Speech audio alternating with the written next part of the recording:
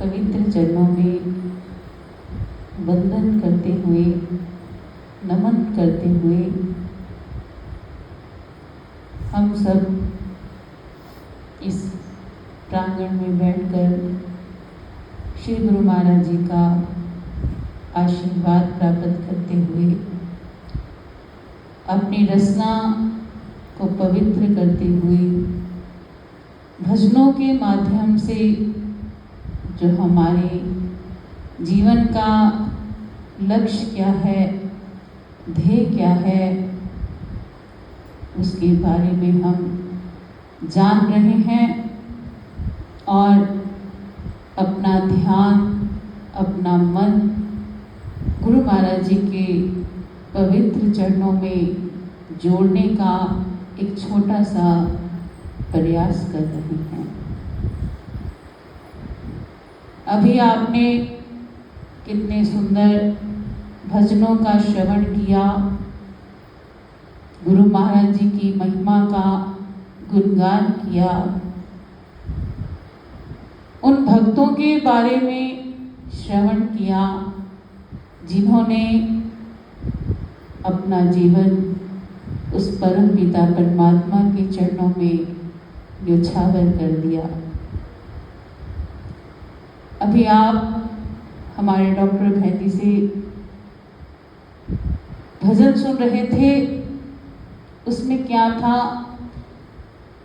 ये मीरा क्या कह रही है अपनी माँ से कि मेरी जो लगन है वो किसी अमीर के साथ नहीं, किसी गरीब के साथ नहीं, वो लगन किसके साथ लगी, फकीरों के साथ।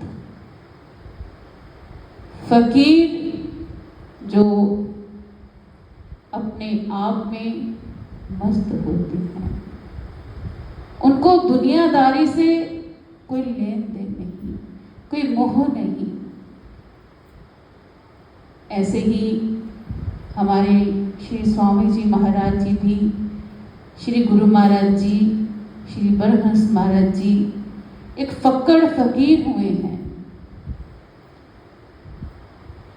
जिन्होंने हमें जीने का ढंग सिखाया। क्योंकि संतों का रिश्ता हर एक के साथ एक जैसा होता है। उनके लिए ना कोई अमीर है, ना कोई गरीब, ना कोई छोटा, ना कोई बड़ा। गुरु घर में जो भी आ गया एक समान है। क्योंकि जैसे एक माँ के कितने बच्चे हों, एक बच्चा हो, दो हों, वो माँ के लिए एक समान होते हैं। माँ उनसे एक जैसा ही प्रेम रखती है, एक जैसा ही व्यवहार रखती है। उसी तरह हम सब जो जीव हैं, हम सब जो रूहें यहाँ बैठी हैं, हम सब श्री गुरु महाराज जी के बच्चे हैं। तो ये कोई नहीं कह सकता कि मुझे गुरु महाराज जी कम प्यार करते हैं, उसको ज़्यादा करते हैं, मेरी कम सुनते हैं, उसकी ज़्यादा सुनी जाती है। नहीं, ये तो अपने अपने विश्वास की बात है। हमारा जितना विश्वास उनके चरणों में अटल होगा, उतना ही हम इस सागर में डूबते जाएंगे। इसी प्रकार एक बार एक मुरीद गुरु महाराज जी के चरणों में आया और कहने लगा कि महाराज जी, मुझे 30 वर्ष हो गए हैं आपका नाम जप करते हुए, सिमरन करते हुए, लेकिन मुझे आज तक कुछ भी दिखाई नहीं दिया। मैं जब भी आंखें बंद करता हूँ तो मेरी आंखों के आगे अंधेरा ही अंधेरा होता है। तो जिसकी वजह से मेरा मन नहीं लग पाता, मेरा ध्यान नहीं जुड़ता। कई बार ऐसा होता है कि हम भजन भक्ति करते हैं, जब हमें कुछ प्राप्त नहीं होता तो हमारा मन उखड़ने लगता है और मन में ये विचार उठने लगता है कि छोड़ो, कुछ प्राप्त तो होता नहीं, कुछ दिखाई तो देता नहीं, क्या फायदा इस भक्ति का, इस सिमरन का, इस बंदगी का।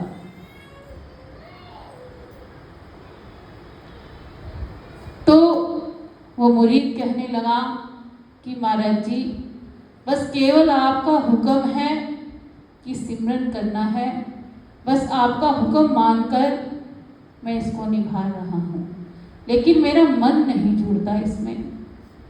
तो गुरु महाराज जी ने उनको एक वाक्य कहा कि भाई सुनो, गुरु गोविंद सिंह जी के समय का ये वाक्य है। आप सब जानते हो कि उस समय मुगलों से लड़ाइयाँ भी चल रही थी। तो महाराज जी कहने लगे कि उनके पास एक गरीब किसान आया। वो कहने लगा कि गुरु महाराज जी, मुझे अपनी सेवा में रख लीजिए। तो श्री गुरु गोविंद सिंह जी ने फरमाया कि है भले पुरुष, ये बताओ क्या तुम्हें घुड़सवारी करनी आती है?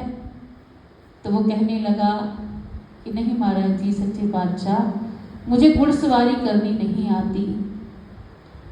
तो वो फरमाने लगे, क्या तुम्हें कोई अस्त्र शस्त्र हथियार चलाना आता है? तो इस किसान ने कहा कि नहीं सच्चे बादशाह, मुझे वो भी चलाना नहीं आता।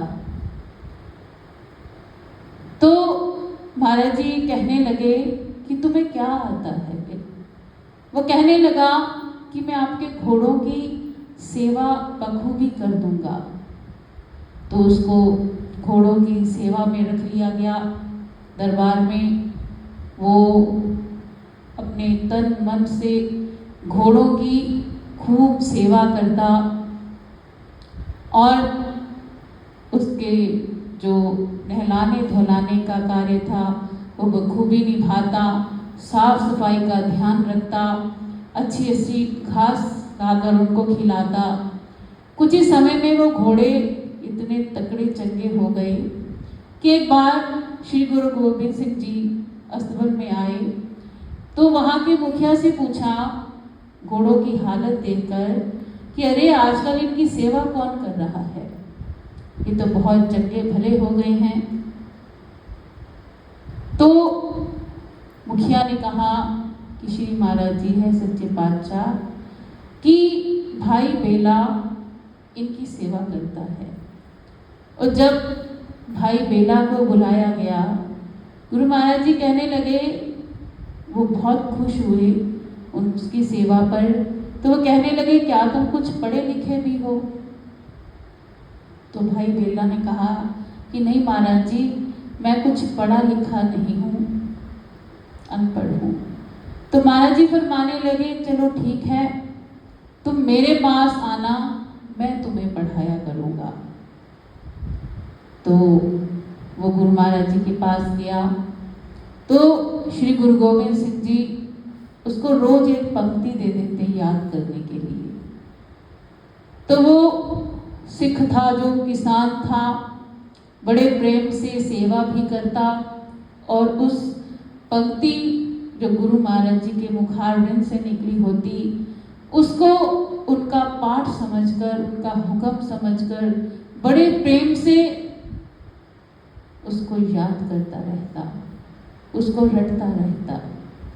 एक बार क्या हुआ कि गुरु महाराज जी लड़ाई पर जाने लगे तो भाई बेला कहने लगा कि महाराज जी मुझे आज की कोई तुक दे जाओ, मतलब कोई पंक्ति दे जाओ याद करने के लिए।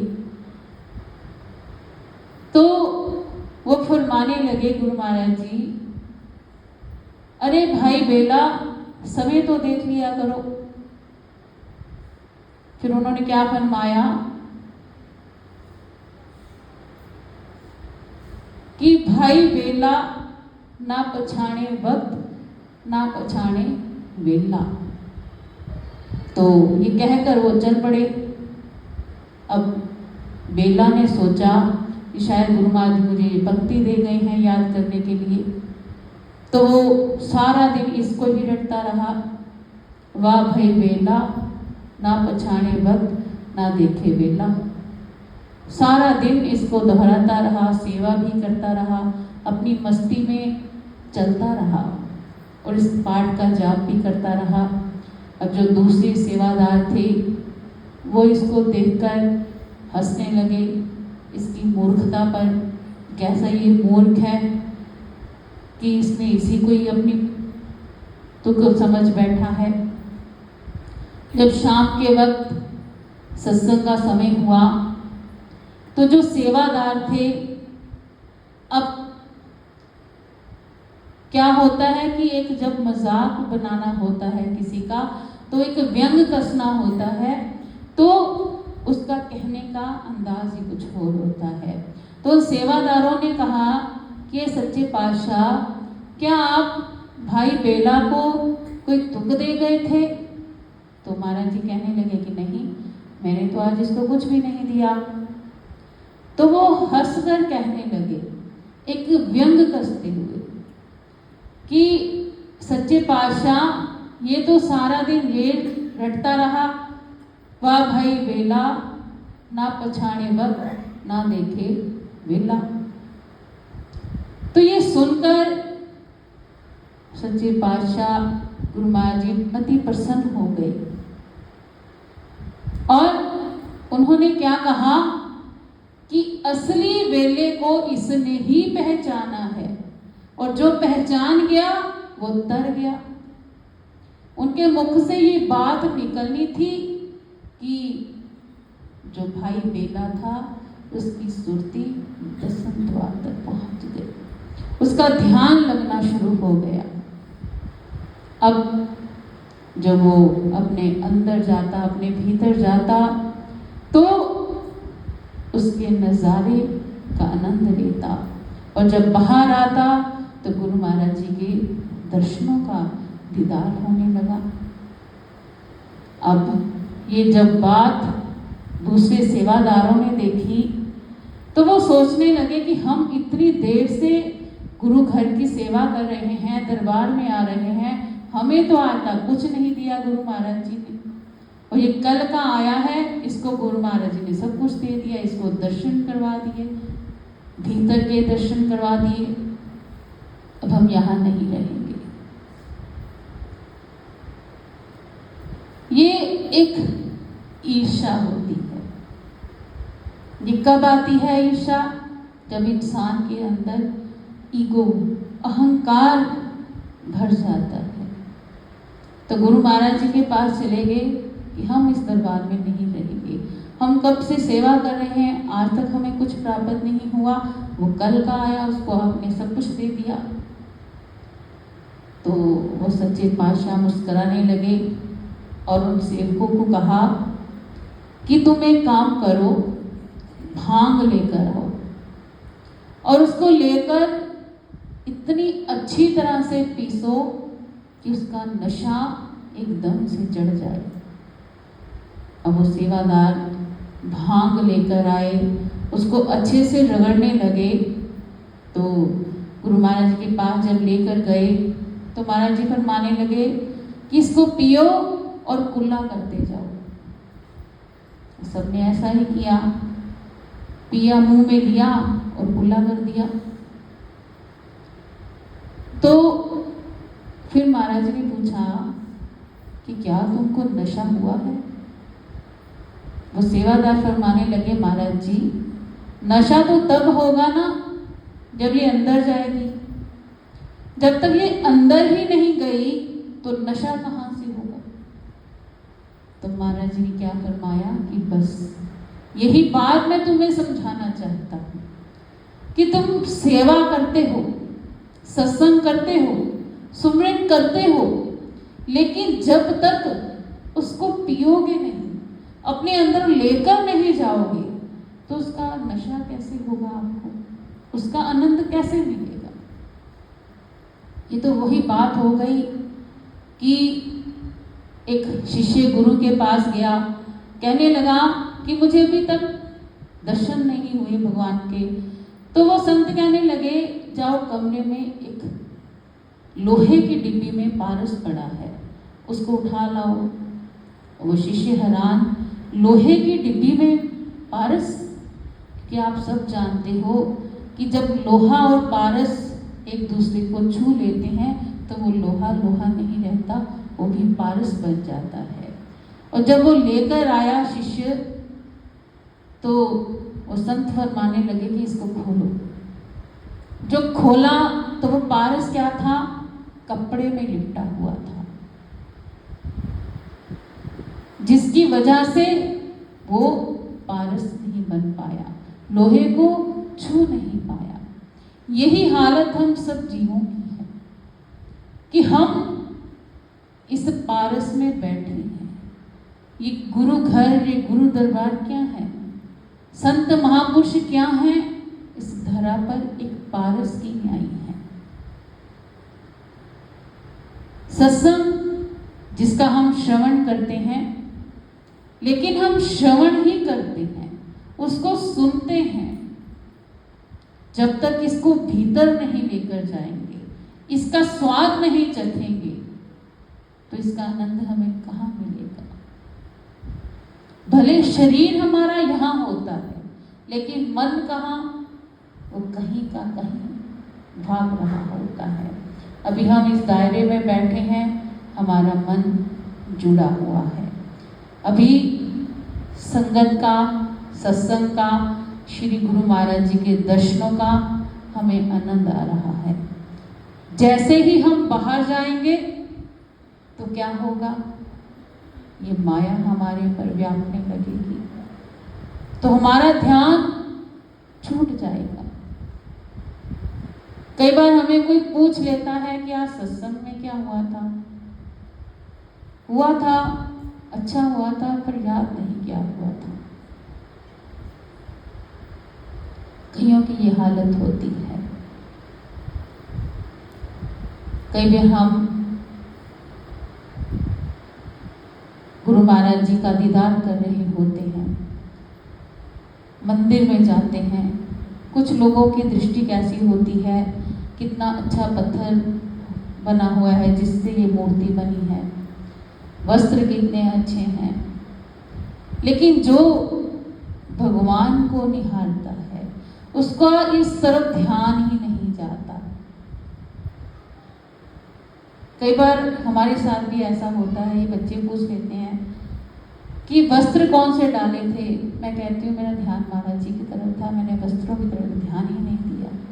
कई बार ऐसा होता है क्योंकि उनकी जो नजरें हैं, उनकी नजरों में ही ऐसा जादू है कि बंदे से पता नहीं वो क्या कर देते हैं।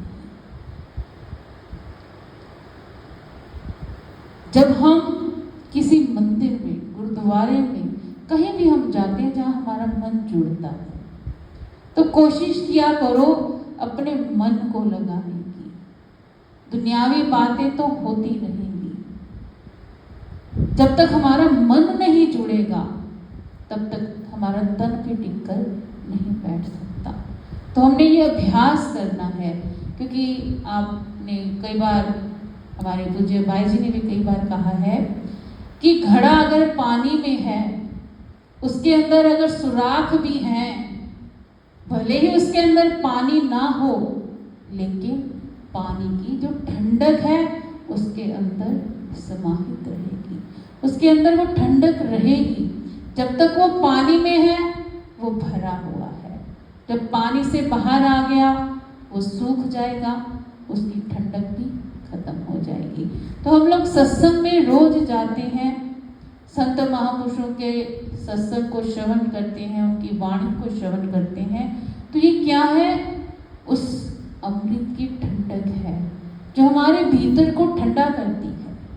हमारी अंतर आत्मा, जो हमारी आत्मा की खुराक क्या है, सत्संग, सिमरन।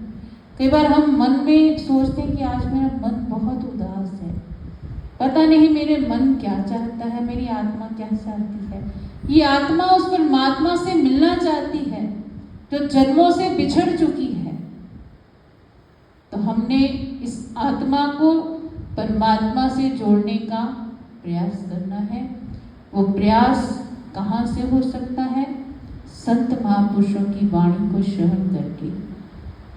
सत्संग के साथ जब तक हम जुड़े रहेंगे तो उसके नाम की ठंडक भी हमें मिलती रहेगी। तो हमने यही प्रयास करना है कि हमारा हर श्वास उसकी लेखे में लगा रहे, हमारा रोम रोम उसके नाम सिमरन के साथ जुड़ा रहे। जब उसका नाम सिमरन, उसका रंग हमारे ऊपर चढ़ने लगेगा तो हमारा इस संसार में आना भी सार्थक होगा। और जो हमारा लक्ष्य है इस संसार में, ये रूह किस लिए भेजी गई है? नाम सिमरन का जप करने के लिए। तो हमने अवश्य कोशिश करनी है कि अपने आप को उस परमात्मा तक जोड़ कर रखें और हर श्वास उसका नाम सिमरन करते रहें। इसी के साथ वाणी को